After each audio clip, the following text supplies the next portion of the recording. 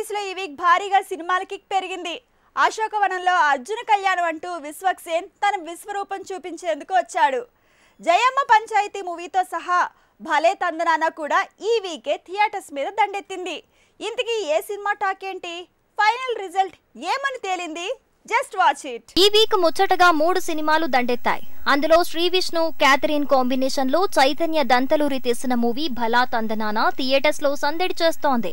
Crime thriller కి విచిత్రమైన response వస్తోంది. 2000 కోట్ల స్కామ్ హీరోకి చుట్టుకోవటం, అందులో నుంచి తను బయటపడే ప్రయత్నం చేయటం, ఈ జర్నీలో జర్నలిస్ట్ తో హీరో ప్రేమలో పడటం, ఇలాంటి ప్లాట్ తో తెరకెక్కింది Bhala Thandanana movie. Making, background music, technical richness తో పాటు కథనం సినిమాకు ప్లస్ అయ్యాయంటున్నారు.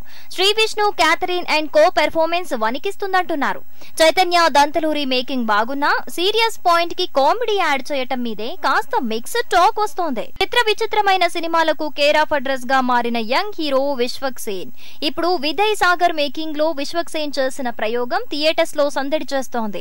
వివాదాలు ఎలా ఉన్నా కానీ థియేటర్స్ లో ఈ మూవీ టాక్ కిక్కిచ్చేలా ఉందట. అశోకవనంలో అర్జున కళ్యాణం స్టోరీ లైన్ విషయానికొస్తే పెళ్లికాని ప్రసాద్ లాంటి స్టోరీ లైన్ కి తెలంగాణ, ఆంధ్ర బ్యాక్ డ్రాప్, దానికి తోడు అశోకవనం అంటూ యాడ్ చేస్తున్న కొత్త పాయింట్ సినిమాని మరో స్థాయికి తీసుకెళ్తోందట. అర్జున్ పాత్రలో విశ్వక్సేన్ పాతుకుపోతే రుష్కార్ తిల్లాన్ తన పెర్ఫార్మెన్స్ తో కవ్విస్తోంది. మొత్తంగా సరికొత్త కథనం ఆకట్టుకుంటోందంటున్నారు. సెకండ్ హాఫ్ లో కొంత స్లో నరేషన్ మీద మాత్రమే మిక్స్డ్ టాక్ వస్తోంది. యాంకర్ సుమా లీడ్ రోల్ లో తెరకెక్కిన జయమ్మ పంచాయతీ విడుదలైంది. తన కుటుంబ సమస్య ఊరి సమస్యగా మారితే ఎలా ఉంటుందన్న పాయింట్ తో తెరకెక్కిన ఈ సినిమాకు ఓవరాల్ గా పాజిటివ్ టాక్ వస్తోంది.